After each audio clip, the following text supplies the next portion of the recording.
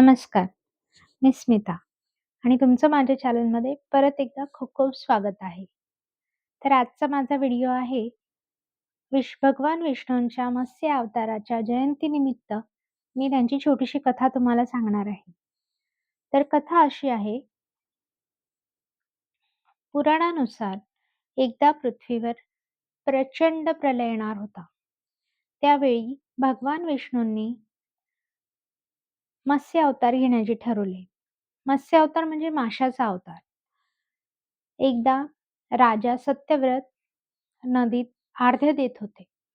त्यांच्या हातात एक छोटीशी मासोळी आली. ती म्हणाली, "मला वाचवा, मला वाचवा, मला वाचवा. मग मी तुम्हाला भविष्यातही नक्की वाचवेल." तर राजाला दया येऊन राजाने ती मासोळी घरी घेऊन गेले. राजाने तिचे प्राण वाचवले, तिला वाचवले आणि हळूहळू राजाने तिची काळजी अशी घेतली की ती मासोळी मोठी होऊ लागली. शेवटी भगवान विष्णूंनी त्या मासोळीचा मत्स्यावतार धारण केला. धारण करून प्रलयाच्या वेळी त्यांना राजा सत्यव्रत, सप्तर्षी आणि बाकी सर्व जीवांचे रक्षण केले. तसेच वेदांचाही अपहरण करणाऱ्या राक्षसांपासून आपले वेद परत आणले. यामुळे सृष्टीचे पुनर्निर्माण शक्य झाले. तर असा होता आपल्या मत्स्य अवताराची कथा.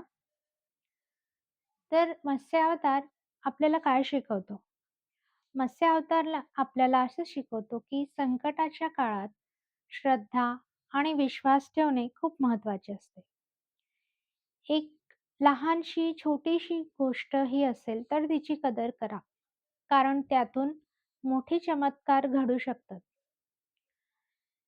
या दिवशी म्हणजे आजच्या दिवशी, ज्या दिवशी मत्स्य अवतार याची जयंती असते, त्या दिवशी भगवान विष्णूंची पूजा केली जाते. घरात स्वच्छता करून दीप लावावा, देवाला फुले अर्पण करावी, शक्य असल्यास विष्णू सहस्रनाम वाचावे किंवा ओम नमो भगवते वासुदेवाय अशा मंत्राचा जप करावा. आपल्याला शक्य तेवढ्या वेळ जप करावा. तर असा होता आजचा व्हिडिओ. तुम्हाला हा व्हिडिओ आवडला असेल तर लाईक करा, सबस्क्राईब करा, शेअर करा. नमस्कार आणि काळजी घ्या. धन्यवाद.